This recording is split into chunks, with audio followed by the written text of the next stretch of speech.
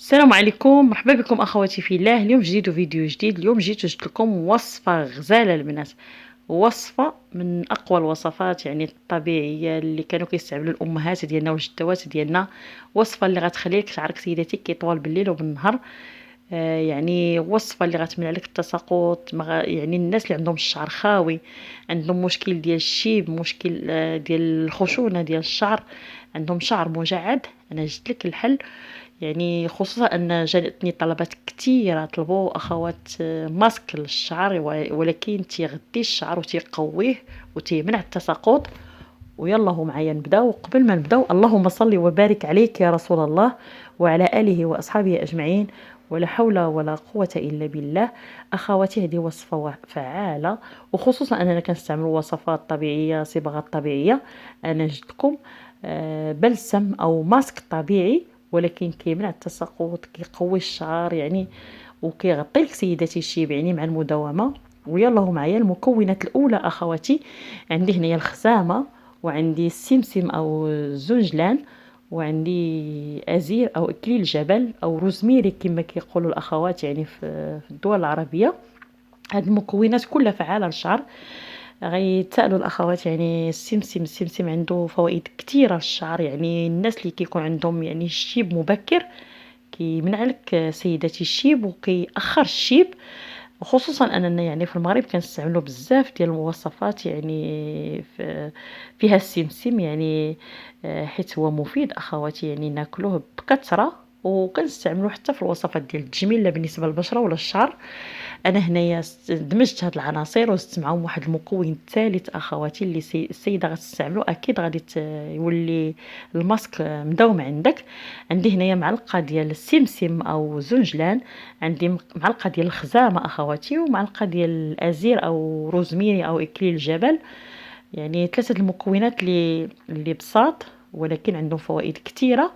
وغادي نستعمل كاس اخواتي ديال كاس ديال الماء يعني، وغادي نديرهم فوق النار اخواتي يطبخوا واحد شويه، وغادي نرجعوا مع بعضياتنا. يعني هانتوما كما كتشاهدوا، انا هنا في هذه الاثناء اخواتي راه غادي نخليه غير يغلى شويه، وغادي نحيدهم فوق النار. وتقدري سيداتي تغطيه باش ما تفقديش دوك الزيوت الطائره اللي كتكون كلها في المكونات، وكتكون واحد ريحه غزاله البنات، يعني ريحه ما شاء الله. هانتوما كما كتشاهدوا انا هنايا خليته برد شويه، وغادي ندوزو مع بعضياتنا. والريحه غزاله البنات، كل المكونات كلها مفيده للشعر، وخصوصا اننا يعني درنا الخزامه ودرنا يعني داك ازير، يعني ريحه ديالو غزاله البنات، ريحه منعشه. وعندي هنايا السمسم يعني اللي كيعطي فوائد كثيره للشعر. بزاف ديال الاخوات راه ما كيستعملوش، راه تيأخر الشيب وكيمنع ظهور الشيب المبكر. وحتى الناس اللي كيكون عندهم الشيب وراثي يبقاو يستعملوا الجنجلان او السمسم بكثره. وهنا غادي ندوزو كما كتشاهدوا، غادي نصفيه باش نخلط عفوا المكونات اللي غادي ندير للشعر ديالي. هذا سيداتي راه ماسك يعني، وبلسم، وكما كنقولوا يعني ترطيبه للشعر طبيعيه يعني بالدارجه المغربيه. شي حاجه اللي كترطب لك الشعر يعني طبيعيه، ما فيهاش كيماويات.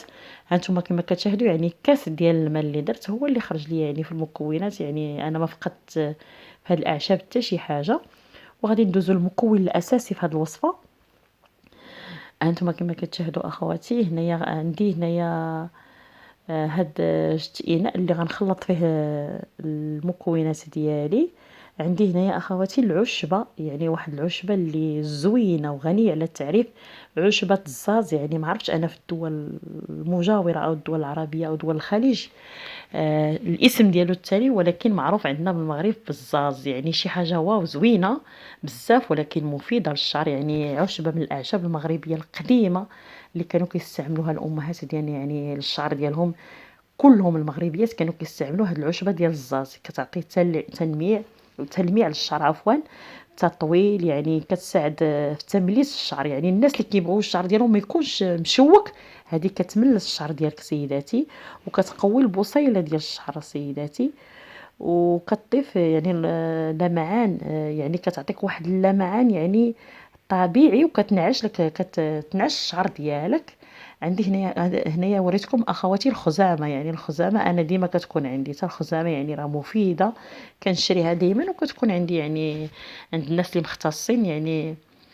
هانتوما كما كتشاهدوا أنا خلطت هنا المكونات وداك الماء هو كافي، يعني درت 2 معلقات كبار تقريبا على حسب الكثافة والطول ديال الشعر. ديما أنا كنعطيكم العبر ولكن المكونات كتبقى على حسب الكثافة والطول ديال الشعر. يعني هذا بحال كنديرو حنا ماسك للشعر، يعني كنغديو الشعر ديالنا، كديرو السيدة مرة في الشهر ولا مرة يعني على الأقل غديريه سيداتي مرة في الشهر، يعني ماكسيموم ديريه مرة في الشهر، وكتمشي عاوتاني حتى عاوتاني فاش كيحتاج الشعر ديالك للتغذية والتنعيم والتلميع، عاوتاني كديريه بحال كديريه مرة كديري كيغاتي للشعر ديالك، يعني كيما كديري هاد الماسك هذا طبيعي للشعر ديالك اللي كيعطيك واحد اللمعة. أخواتي هاد الزاز هذا راه كيحتوي على واحد المادة لزجة بحال اللي كتكون يعني في زريعة الكتان. يعني الطريقة ديال الاستعمال يعني راه بسيطة، يعني يعني كما كنقولوا فاش كنسمعوا الزاز كنسمعوا منع تساقط ديال الشعر، كيقوي البصيلة، تينعم الشعر، تكثيف للشعر، وكيطولوا أخواتي. يعني ها نتوما كما كتشاهدوا هنا راه عندي بحال ديك المادة اللزجة بحال البلسم، ها نتوما كما كتشاهدوا شوفوا الكثافة ديالو أخواتي. راه فاش كديريه للشعر ديالك راه شعرك تيبقى كيما كنقولوا تيزهق الزغبة ديال الشعر، كتولي ملسة ورطبة، ما كتبقاش خشينة ومشوكة طالعة، يعني كيولي ملس الشعر ديالك. والمهم هذا راه كيديروه السيدات المغربيات قبل الاستحمام، يعني كنا كنستعملوا، كانوا كيديروه لنا الامهات ديالنا الشعر ديالنا فاش كنبغيو نمشيو للحمام. هنا زدت هنايا معلقة كبيرة ديال الزيت بالأعشاب.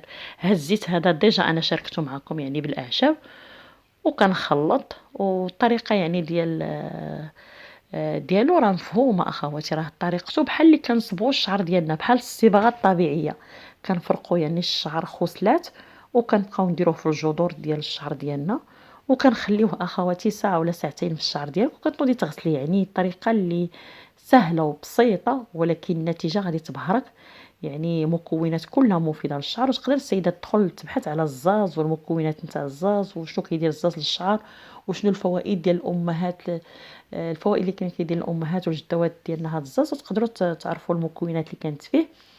ومهم طريقة مهم ماسك اللي سهل وبسيط ويعني حتى من بسيط، ولكن الفوائد ديالو فعالة أخواتي. وهانتوما كما كتشاهدوا يعني ها هو دا وجد. والطريقة كما ذكرت في الفيديو يعني غادي السيدة غادي تسرح الشعر ديالها وغادي ديرو بالشيته ديال الصباغة بحال اللي كنديرو الصباغة الطبيعية.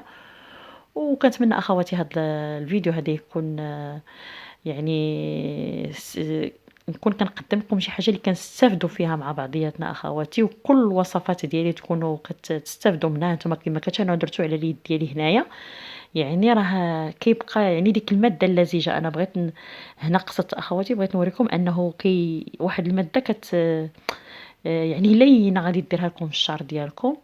وشكرا الناس اللي كتدعمني داخل الوطن وخارج الوطن، وشكرا لخوتنا اللي في الدول العربية دول الخليج. جربوا أخواتي هذا الماسك ديال الزاز، يعني عشبة ديال الزاز راه مهمة، وكنتمنى الأخوات اللي في الدول المجاورة والدول العربية ودول الخليج كلهم يلقاو هاد عشبة الزاز حيت مهمة للشعر. وبسلامة عليكم إلى فيديو قادم.